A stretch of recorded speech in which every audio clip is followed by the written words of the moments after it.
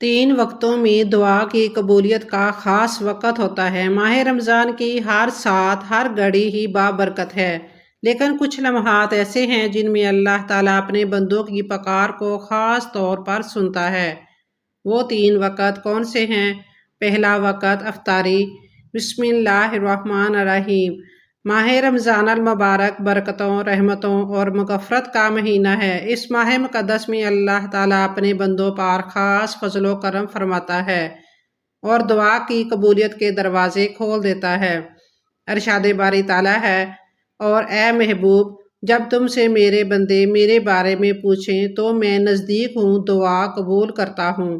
پکارنے والے کی جب مجھے پکارے تو انہیں چاہیے کہ میرا حکم مانیں اور مجھ پر ایمان لائیں کہ کہیں راہ پائیں۔ اس آیت مبارکہ سے یہ بات واضح ہو جاتی ہے کہ اللہ تعالیٰ اپنے بندے کی پکار کو سنتا ہے اور اس کی دعا کو قبول فرماتا ہے۔ سحری کا وقت انتہائی بابرکت وقت ہوتا ہے جب اللہ تعالیٰ اپنے بندوں پر خاص فضل و کرم فرماتا ہے۔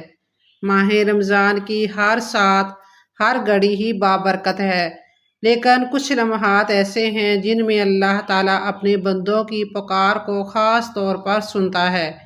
حضور نبی کریم صلی اللہ علیہ وآلہ وسلم نے ارشاد فرمایا، اللہ تعالیٰ رات کے آخری تہائی حصے میں آسمان دنیا پر اپنی شان شان تشریف فرما ہوتا ہے اور فرماتا ہے کہ ہے کوئی جو مجھ سے دعا مانگے اس کی دعا قبول کروں گا، ہے کوئی جو مجھ کچھ مانگے میں اسے عطا کروں، اور پھر فرماتا ہے کوئی جو مجھ سے مغفرت طلب کرے میں اس سے بخش دوں۔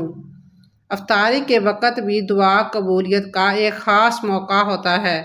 حضور نبی کریم صلی اللہ علیہ وآلہ وسلم نے فرمایا، اللہ تعالیٰ تین لوگوں کی دعا کو رد نہیں فرماتا: اپنی اولاد کے حق میں کی گئی والد کی دعا، افطار کے وقت کی جانے والی دعا، روزہ دار کی دعا اور مسافر کی دعا۔ یہ قبولیت کا خاص وقت ہوتا ہے۔ بندہ سارا دن اللہ تعالیٰ کی رضا کے لیے سارا دن بھوکا پیاسا رہنے کے بعد جب دعا کرتا ہے تو اللہ تعالیٰ بھی اپنے بندے پر خاص فضل و کرم فرماتا ہے۔ نمبر 2، رمضان المبارک کے آخری عشرے میں اعتکاف بیٹھنے کی بہت زیادہ فضیلت ہے۔ معتکف دنیاوی معاملات سے کٹ کر خالص اللہ تعالیٰ کی عبادت میں مصروف ہو جاتا ہے۔ یہ ایک بہترین موقع ہوتا ہے جب بندہ خلوت میں اللہ تعالیٰ سے مناجات کرتا ہے تو اللہ تعالیٰ اس پر اپنا خاص فضل و کرم فرماتے ہوئے اس کی دعا کو قبول فرماتا ہے۔ نمبر 3، شب قدر میں کی جانے والی دعا کو اللہ تعالیٰ اپنی رحمت سے شرف قبولیت عطا فرماتا ہے۔ یہ رات 1000 مہینوں سے افضل رات ہے۔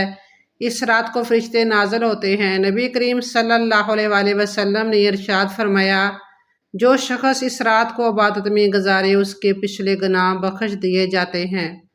ماہ رمضان کا ہر لمحہ رحمت اور قبولیت کا لمحہ ہے۔ ہمیں چاہیے کہ ہم ان لمحات کو ضائع نہ کریں اور اللہ تعالیٰ سے اپنے گناہ کی معافی مانگیں اور آئندہ نیک عمل کرنے کا عہد کریں۔ یہ ماہ مقدس اللہ تعالیٰ کو راضی کرنے کا مہینہ ہے۔ جب ہم اس ماہ مقدس میں اللہ تعالیٰ کے سامنے گڑ گڑا کر اپنی مناجات پیش کریں گے تو اللہ تعالیٰ ضرور اپنا فضل و کرم فرمائے گا، انشاءاللہ۔